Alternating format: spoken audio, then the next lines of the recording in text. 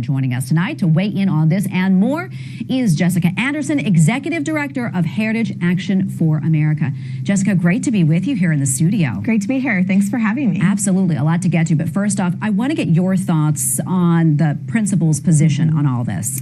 Well, first up, I think we should just thank the principal in this story for standing on principle. I mean, this is exactly what someone in that position should be doing. What's sad, though, is that the girls, the women of this team, they don't have the same sort of equal treatment that we would expect if there was laws in place that protected them and their access to scholarship, their access to opportunity. And so there's a lot more work that needs to be done to actually back up principals and lawmakers in this sort of situation to put women and girls first when it comes to sport opportunities. Yeah, and this really isn't the first time we've sort of seen these headlines. I mean, we are starting to see a lot of pushback.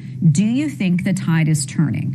I do. I think the tide is turning in the favor of showing just how much lawmakers, both at the state and federal level, need to engage in protecting women and girls. I mean, we're seeing this in states, Kansas, Missouri, Ohio, Arkansas, are all putting forward these protection bills that would allow for biological women to be protected and have as many opportunities as they should be afforded at the collegiate level. You're seeing that now married with the effort here in Congress federally. Congressman Greg Steube of Florida, paired with Senator Coach Tuberville in the Senate, have introduced a bicameral bill which would provide those protections to women and girls. And that's the sort of legislation that we really would like to see, because this is an affront that's not going away. The left is not going to stop when it comes to pushing their agenda against girls in schools, and we're seeing the new front of this really come to the forefront. Yeah, and on the flip side, we see in professional sports, this just happened in USA Powerlifting. They were ordered to readmit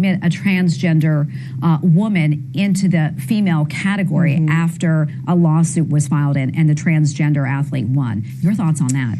This is just the example, and there's going to be even more. Last year it was the swimmer. Now we see it in U.S. powerlifting. The left will stop at no effort here not to push their woke agenda forward, and it's going to erase girls. It's going to erase girls from sports, from scholarship opportunities, let alone safety. And so when you see an example like this, you really just see how broken the left is and how they'll stop at nothing to erase women and girls from our collegiate atmosphere across the country. And we have about 30 seconds left or so, but I do want to talk about this. This is something that really caused a lot of people to speak up, and this is Hershey's chocolate. Hershey in Canada recently released their campaign for International Women's Day, and it featured a trans activist, and it said her for she. I want to get your thoughts on this, and what message do you think this sends to women?